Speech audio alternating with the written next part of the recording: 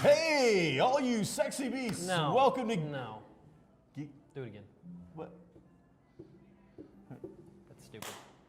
Hey everybody, I'm Sean Hilton. Welcome to GeekStorm, your weekly interlude into the world of geek, where we phase in, we teleport in, No. We walk right up those stairs and we sit down. I don't know what your problem is this morning, but it's all hyperbole today. You're just all, and you're sitting really close to me. I don't know what the deal is. Usually it's this area right here. Like if we were in the back seat of the car, I'd say, Mommy's on my side, because like right in that area right there, you're really. So I can't put my head in your lap? No, never again. Hey, GeekStorm is filmed live in the heart of downtown Kokomo, and today we're on the mezzanine of Pepper Whistle, the finest place in Kokomo to get a fountain drink or a delectable baked good or a yummy, yummy sandwich. Delicious food. Oh man, you know it. They were packed on Saturday when we had International Game Day. It was huge, people everywhere. But let's get right into it. First up, man, there's so much, but let's hit the bad news, the bad things. WrestleMania. Yes. WrestleMania just occurred. Yes. And speaking of bad things, there's been, if you haven't seen WrestleMania, spoiler. You're not going to see it. The wrestling streak has died. Correct. The Undertaker went 21 and 1. I'm not really sure, 21 in a row, 21 years. Never lost at WrestleMania. At WrestleMania. Right. 21 years of straight wins, and then takes a loss to Brock Lesnar, who was, years ago, big in the WWF/WWE. Now he's one of those part-timers. In recent years, he left the company, kind of left him high and dry, went over to do some MMA where he had some mixed results. I'm under the impression, I did talk to a couple guys who are big MMA fans, and this is supposedly is how it works with Brock Lesnar in the MMA scene. In the first minute, if he manhandled you and was able to destroy you, over. If it went past a minute, he was going to lose. Winded. So, comes back to the WWE, and for whatever reason, he's the guy that was allowed to break the streak, which I don't really understand because he didn't do anything for the company. Here's the thing I don't understand is there's several decisions there. First, is it going to be broken? Okay, let's say Undertaker wants to retire. That's the biggest thing about that streak. Not that it's win-win-win. It's they've allowed him to win, but he's been around that long. Sure. He's a dynasty unto himself. No question. So first we decide, yes, we are going to break the streak before you go. Then it's who do we give it up to? Those are two very controversial decisions, because I think every fan would have been just as happy if it would never been broken, if he'd have tipped his hat at the end of that match and said thanks and gone on his way. But then to drop it to somebody like Brock Lesnar, who really has become one of those part-timers that comes in for the big events and isn't really necessarily a fan favorite. I mean, he probably has his fans, but he's not The Rock. He's not even Batista for that matter. Lesnar brings nothing to the table. He is not an up-and-comer that can use this as like a capstone to build a building upon or something. And it's not passing the baton. That's just the thing, because he's not going to do anything with that prestige. Does nothing for him except immediately. A sad little footnote in WWE history.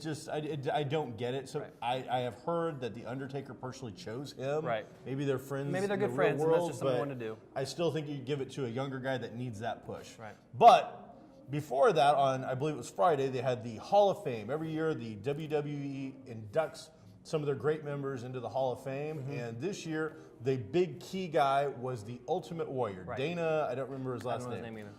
First name, I believe, is Dana, but the Ultimate Warrior. He's a high energy, roided up, face painted, very similar to Super Sting. Super popular during the Golden Age. Yeah, really, really big. Frankly, never one of the guys that I ever enjoyed. I used to watch wrestling as a child and off and on throughout my life, and he never did anything for me, but high energy. People loved him. He was almost a super heroic style wrestler, where his big thing was like shaking the ropes and doing crazy stuff and whatnot. And he really adopted a lot of the same marketing things that say Hulk Hogan did, where he called his little warriors and talked about good stuff, talked about positive attitude and all that kind of thing too. All the while being on the juice, I'm sure. Yeah, he was really, and he even acted like he'd shake the. He acted. He had the roid rage going. You know why? Because he wasn't like a intermediate warrior. He was the ultimate warrior. The ultimate warrior. So he was inducted into the Hall of Fame on, I believe it was Friday. Right. They had WrestleMania, which he didn't take part in. On Monday night, Right. he appeared on Raw, which is their live show. It's a big deal. And then Tuesday comes around. It's very sad. Walks out in front of a hotel to meet his wife to get in the car and drops over dead. Dead. That's really sad for anybody. Obviously, we talk about death once in a while on here, but to have a guy that's so just was recognized for his lifetime's achievement in his area, and then it could have been just as bad. It could have happened last week, before any of on that the happened. stage for better ratings. That'd been sad.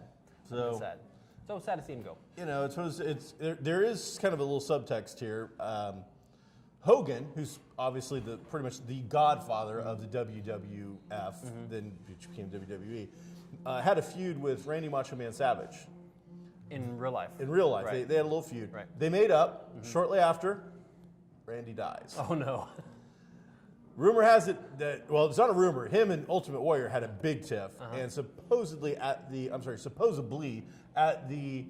Hall of Fame induction, they made up. Oh, that's nice. So, note to self: if ever you irritate, annoy, or piss off Hulk Hogan, never make up. Or at least take him out first. That'd be the way to go. Make sure that you don't go. So from wrestling royalty to Hollywood royalty, they come in threes. I don't know if this really counts. I don't know if that counts. Because this is they were a tag team of great icons in different geekdom. Right. Go ahead. Mickey Rooney Right. has also passed away. Now, only on GeekStorm will you go from the passing of the Ultimate Warrior to Golden Boy, child star, grown into it, Mickey Rooney. Right. Probably, now I hate to say it, but our audience, I'm guessing all four of them, are probably under 40. And probably, there's a really good chance none of them have seen a Mickey Rooney movie. Right. But Mickey Rooney Certainly not in his prime. started as a baby. Child I want to say it was like 16 months old was his first on stage gigs. Right. And then he was one of the only people I can think of that successfully went from a child actor to a teen actor to a young adult actor and got jobs all the way up until the point where, quite frankly, people retire. I mean, he was working until he was 50s, 60s, and even now was doing like part-time gigs here and there. He was the voice of Santa Claus in, I believe Santa Claus is Coming to Town. In his heyday, in the black and white era, he was the highest paid actor in the world, he was the most popular actor in the world, and he was the most earning actor in the world in his heyday. 3 years in a row, back to back to back, three-peat, the biggest box office guy. Right. I don't know that anybody does that now. I don't know anybody can do that. Probably not. So it's kind of funny when we think of Katharine Hepburn and who's the guy from Wonderful Life?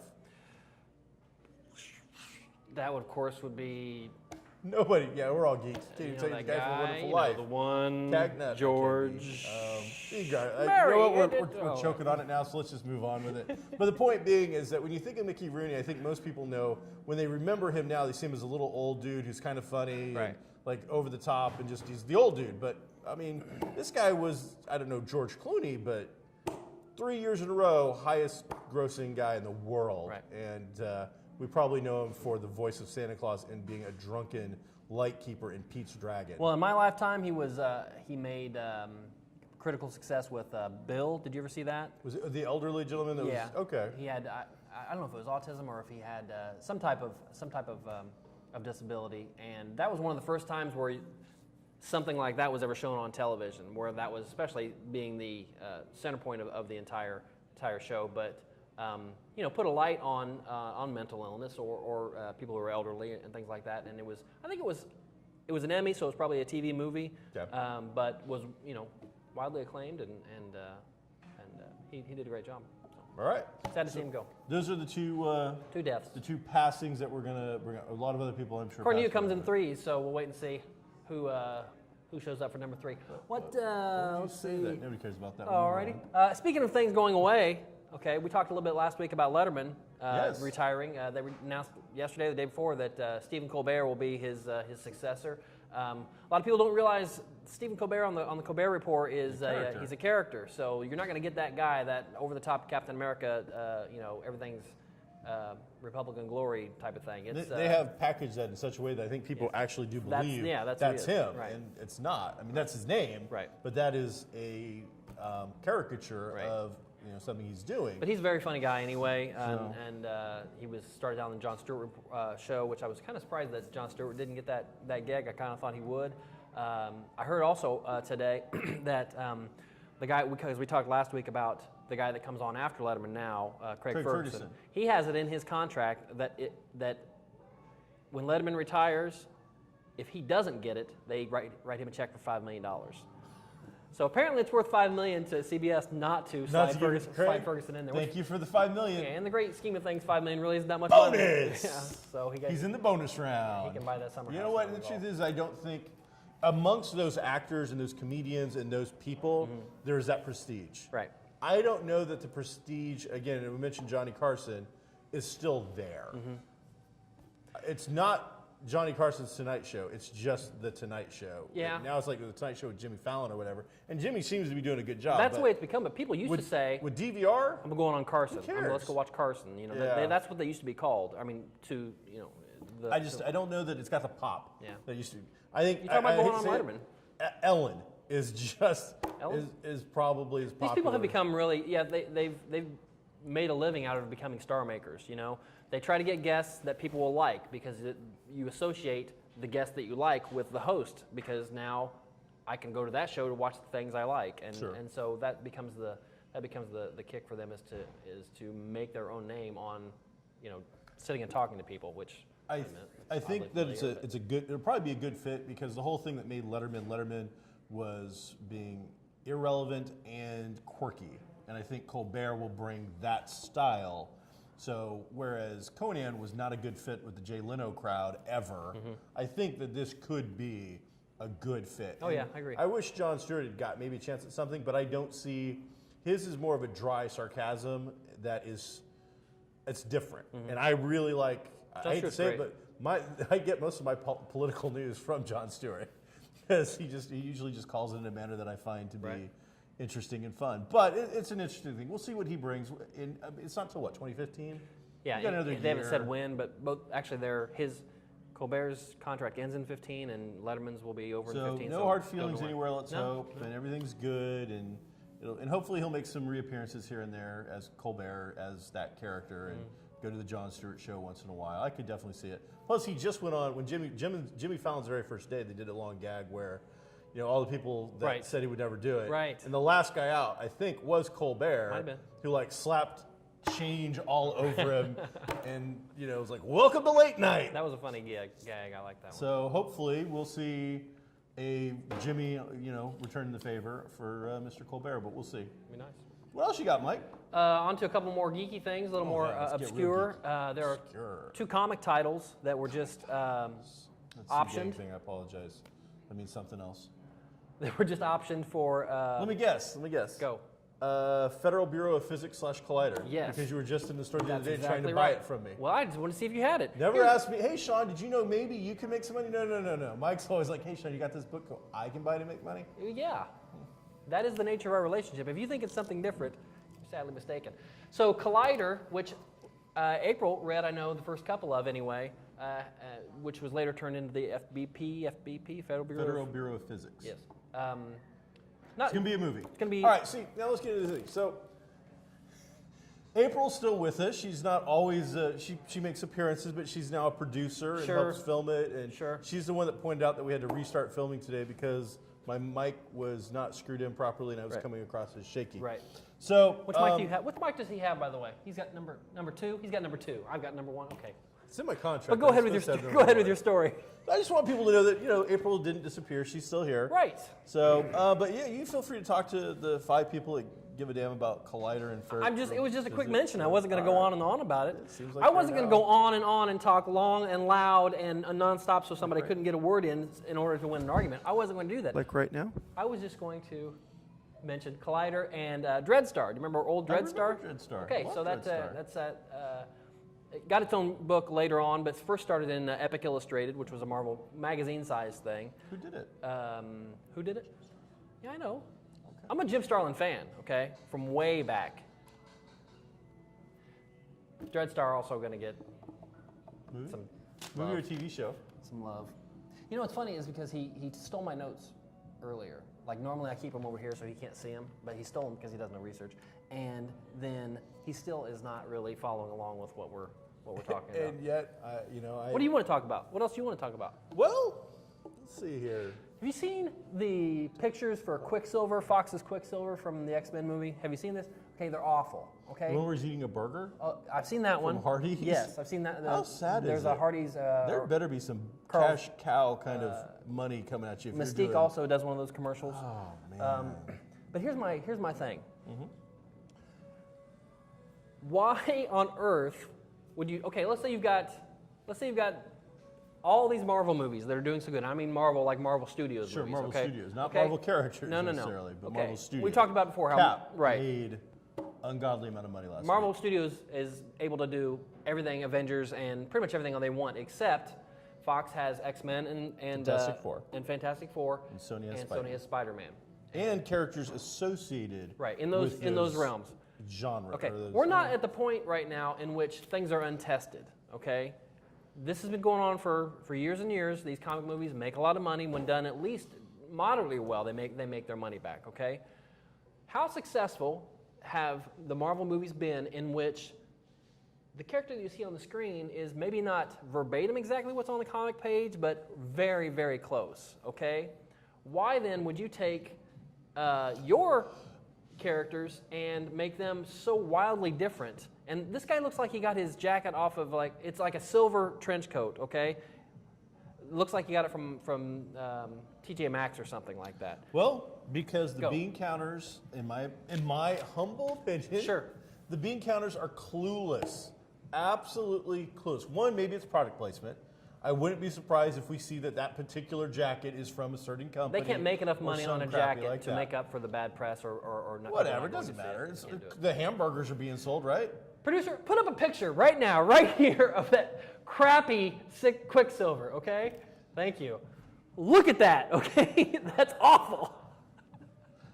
It's one of those things where you nailed it. It just keeps making me laugh. Marvel. Thor. He's a big guy who wears chainmail and wields a hammer. What are we going to do to tweak it? Nothing. I don't know, give him a big hammer? Sure. Cool. All right, Iron Man, big suit. It's like orange, it's gold, red, kind of tinges of orange, Sure. maybe some silver. Sure. What do you think we should do to tweak that? Should we put an iron in his hand? No, let's just give him the suit. Oh, okay, that's been going on for 60 years. Let's do All right, that. Okay, Captain next. America wears this thing, whatnot. He Red, does white, have and blue he is does kinda- have feathers popping out of his head. What Yeah. should we do about that? Let's just paint him on the side. Paint, but Yeah, we'll give him the feathers, but we'll Right. just paint it? Right, Okay, let's do right, that. right. Black Widow, kind of a super hot, sexy chick that wears black leather. There's What should we do with her? Nothing wrong there at all. All right, Hulk is a big green dude with wear tattered clothes. Keep him green.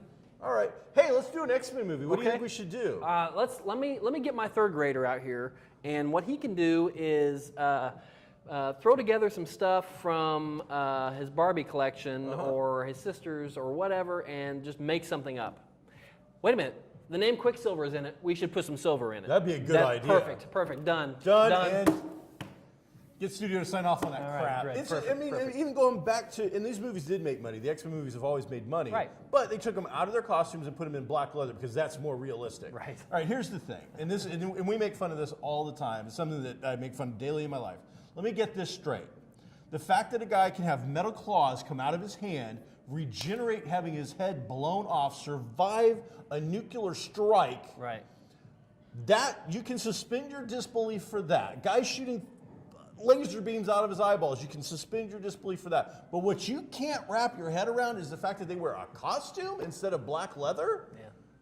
I agree. It comes down to this. Marvel is making so much money. Captain America in 1 week made almost $200 million. That's without any of the endorsement deals. That is actually just straight box office. Right. 1 week, they're in the profit. By the time it's all said and done, I don't know that he's going to make the billion. I doubt it. But he's going to make at least $600 or $700 million before product placement, before toys, before DVD, all that nonsense. Going to make a fortune. You know what DC's are now thinking about? What? How do we make Wonder Woman happen? You know what Marvel's thinking about? We're going to make an assload of money on Rocket Raccoon. That's what they're thinking. It just doesn't make any sense. Guys, stop counting the beans. Figure it out. I'm worried about Spider-Man a little bit. Yeah, I don't know. We'll wait and see. It's coming out pretty soon, and I'm not too excited about it. I think that they started running just as they learned to walk, and they went straight sprinting. Too many villains from what I'm seeing so really far. is crazy. And you talk about how Quicksilver looks bad. The Green Goblin just looks god awful bad. Awful. As Harry Osborn, he kind of looks like scary little goth, creepy kid. That's perfect. Right. As soon as he puts on the costume that we've seen, Right. oh, it looks horrifically bad. Oh, so bad. Agents of S.H.I.E.L.D., by the way. Very happy with that. Wow. Very so happy. Captain America last week came out, was a great movie. Well, I've he didn't talked come to at out. least one guy. That's a different character you're talking about. Gotcha. The film was released. The movie made, as I said, almost $200 million worldwide in one weekend. Right. Not even a week. Right. One weekend. Right. I know at least one guy that's seen it 8 times. What? 8 times. You know who he is. We're not going to mention any names, but you know who he is. 8 times has seen this movie. Then the Agents of S.H.I.E.L.D., the previous episode before Cap, was a direct tie-in with the character going from that to it. Right. Now this is a direct tie-in afterward. In the middle of the episode, the whole Hydra thing goes down. And everybody on the team's like, we don't know if our team is legit. Right. For all we know, these are bad guys. And it turns out one of the major characters is The bad guy. painted Yeah. as the bad guy. Now, whether he is or isn't is hard to say, but the actions that he takes seem to appear to make him a real bad guy. But we've yet to see a life model decoy in this show, so it's hard to say for sure. We'll see. I mean, we're used to twists and turns. The idea is that, we think this thing happened, we saw it happen, but it's the Agents of S.H.I.E.L.D., so anything's possible. The best thing to take out of this is that they didn't drop the ball, with going from the bookends for Cap and integrating all that. And I saw an interview, or read an interview the other day about people were worried that, say for Cap, they said they got a message from Kevin Feige, who runs the entire show at Marvel, saying, we need big helicarriers crashing into buildings at the end of Cap 2. And they had to not write it in, but that had to become part of their movie there. So people were saying, well, does that constrict the creative process when you've got studio heads telling you what you need to throw in your movie? But he's got the television show? Yeah. Okay. No. In Cap, in the movie. Okay. At the end where the helicarriers crash. Sure. Okay. So, but this guy has got, he's got it all mapped out. So he's got it in his head. Maybe you don't know what's going on, and you don't know what's going on, but you'll realize it when it all comes out, because this guy knows, well, this has to happen, because 2 movies from now, this is going to happen. That type of thing. So I'm really glad there's somebody at the helm of the entire thing that knows what's going on, that is, obviously respectful of the source material. And that's Kevin Feige. You know what he says? What? Hail Hydra. He does say Hail Hydra. He probably does. He'll say it all the way to the bank is what he'll say. Straight. Right. He's doing all right for himself. Yeah. But yeah, direct tie-in, really well done, major character. And I will say this, as somebody that always tries to figure it out, they fooled me. I didn't think it was that character. I was sure it was one of the 2 cute scientists. It made sense that it was one of the 2 cute scientists, because those were the least predictable out of them, because they were so cute and fluffy. I thought it was that guy scientist. I was positive it wasn't May, but I did not know it was going to be him. Yeah, I was surprised. So good. Yeah, I'm really happy with that. And I'll tell you what I'm not happy with. What? I'm not happy with Arrow right now. And let me tell you why. Why all of a sudden... The words that are coming out of his mouth do Why not all of a sudden is Deathstroke look like a Iron Man reject? Why is somebody who's supposed to be this total badass assassin, why is he completely covered in all kinds of baseball and football gear and everything? That guy's not going to be able to move around and do anything. That comes from the new comics, actually.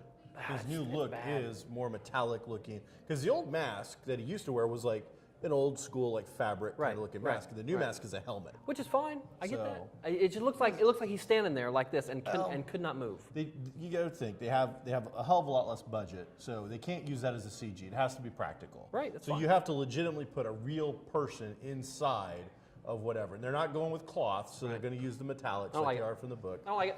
I'll tell you what I'm super excited about. Go. The rumor is they finally in this last episode they showed that Summer Glau was working for Deathstroke. Right. And there's been some pictures surfacing of a very thin-looking Deathstroke-style character with a long ponytail. Doesn't he have a daughter? Yes, he does. And she goes, in the book, she basically is a Deathstroke-looking female assassin who's a complete total badass. Goes by Ravager. And it would be a perfect fit for Summer Glau to go into that. So let's hope that there's a little more. Plus, and they're still giving us Easter egg after Easter egg.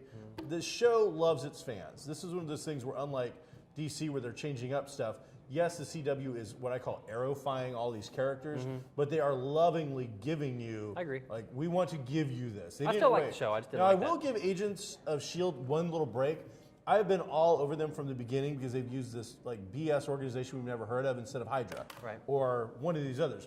Now it makes sense. They couldn't have used Hydra because they could not have allowed you to have some kind of connection. That was going to be in a movie that made $200 million in 1 week. So that needs to break there first. I get it now, but leading into that, it's a show that definitely did not hit the ground running with fans. It lost a lot of fans after the first couple episodes, and now that it is, I think, really good and has shown that it has a purpose, and yeah, this is why we did this. Now you know why we did all this. It's really got to keep it up, though, in order to get those fans to come back. It's really got to turn the heat up a little bit. Netflix has got, again, man, Netflix has been on it for a little while. They just got House on Netflix, so if you haven't seen House. Who hasn't seen House? Well, but, for those who want to rewatch it or marathon, binge watch it or whatever for, virtually nothing.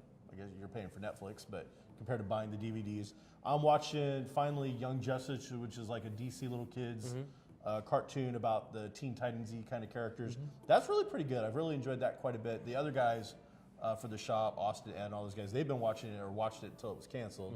So it's all new to me, and I've enjoyed that. But I've noticed that Netflix, if you're a Netflix guy right now or girl or Netflix family, man, a lot of new material. If you had burnt yourself out and thought, oh, there hasn't been any new stuff on Netflix recently, I'm going to get rid of it, time to come back. There has been, I think 2 or 3 weeks ago we talked about there was a big edition of it, and now there's even more. So it seems like, I only wish they, and maybe I don't know if there is, somebody can tell me, a better vehicle to tell me the new stuff that just came out that they've released, because I get an email once in a while for one thing. Like I got an email for House, okay. But that was it. I would like to know. There's a little on mine. It comes up and it's like everything's in categories. Right. And one will be like new releases, but some of the it's like no, they're not. I've been seeing that same thing there for like 4 months now. It's not new. I need one that actually says released in the last week on Netflix, and you show me 4. I just finished watching, because they just put on the last season of Mad Men, because the new season is getting ready to start. Okay. So I rewatched that. I haven't watched that yet. I'm gonna have to catch up on that. That's a really good show. There's a lot of stuff I need to watch that. Yeah. I don't watch Game of Thrones, which just had its season premiere. Right. But a lot of people are, oh, you don't watch it because blah blah blah. I'm like, I don't watch it because I don't watch it. There's no background to it really. The highest Game of Thrones season 4 premiere was the highest rated show on HBO since the series finale of The Sopranos. Did you give any exact numbers other than just? I didn't see any. I'm sure they're out there, but I didn't see them. Did you like it? I did. It was good. Was it a really good comeback episode? Was it worth the wait? It was really good. I saw a lot of. Walking Dead or Game of Thrones? Pick one. Oh boy, that's tough. Only one. You're on an island. You get one DVD set. Oh boy. And whatever reason they will airmail lift you the next seasons to your desert island. That's all you get though. I'm gonna go Walking Dead because I think Walking Dead will go longer than Game of Thrones. All right. Now, Game of Thrones, I again, don't watch it, but I just read somewhere it got picked up for like season 5 and 6. Yeah, they said. Is that rumor or is that real? No, that was real. They officially greenlit, but that show will be on until the material is done. I mean, I think he's got 1 or 2 more books to go to actually write. And I'm not under the impression he's a quick writer. Correct. When I met him, he seemed like a very laid back, roly-poly Santa Claus kind of guy that hates children. Yeah. So I don't know that he hates children. You read the book? Yes. You watched the show, right? I watched the show. Tell me how many kids have happy lives in his books. A lot of kids are not doing well. Okay. But he hates children. Equally, if that's the case, then he doesn't like a lot of people because there's hands chopped off, there's people dying horrible death, there's gold being poured onto your head. It's just not good. What a crown. Yeah. So anyway, it's a great show. Those are my 2 favorite shows on TV right now, and I am watching for the first time in forever live, or at least DVR live, comedies, situation comedies. I do not watch situation comedies. The only one that I watch ever is Big Bang Theory, and I watch those on DVD. But since we do this, we occasionally watch whatever. Right. I've been watching that growing up Foster and What About a Boy or whatever. Right. They're back-to-back shows. And for whatever reason, I set a thing to tape them so I could do the first one, review it, and then erase it. Never remembered to erase it, so I've been watching them. They're really cute little throwaway, eat your dinner. If you've got the shows. you got the HBO access now, watch that Veep. That's very funny. Is that funny? Yeah, very funny. Who's in that? Julia Louis-Dreyfus. Okay. Some Seinfeld. Yeah. Cool. Very funny show. I've checked that. I just finished watching Band of Brothers, Awesome. which is ancient. Oh, that's awesome. Man, it's one of those things good. where it's so cool when you find something, because it happens with comics every once in a while. You find something that's been out forever that everybody's talked about. And you're like, yeah, I haven't had time. It's just never. So I'm getting ready to do some World War II gaming stuff, and so I'm like, I want to watch some World War II stuff. And really, man, that is so good. Damian Lewis is just. If you haven't seen Life, go to Netflix. Yeah. Watch Life. Life is good. It's a Firefly type show for me. It's only like 2 seasons, and one of those seasons was like half a season. The first season was like a mid-season replay. I mean, there's only like 24 episodes maybe in the entire 2 seasons. Right. And it's a game changer. It's a good Well, that's our time for this week. We talked a little bit about this, a little bit about that. We're going to go see The Raid right now. The Raid 2. We're going to stop And it's not Electric grab some Boogaloo. food in It's, the car and go see The Raid we're down gonna in see- Indianapolis because Kokomo won't play it. We'll talk about it next week, but it's getting awesome reviews. Can't wait to Awesome see action. I'll probably punch him. See, he's wanting to do that to me right now. I'm Sean Hilton. I'm still Mike Harrison. We are GeekStorm. We are at Pepper Wessel. Peace out.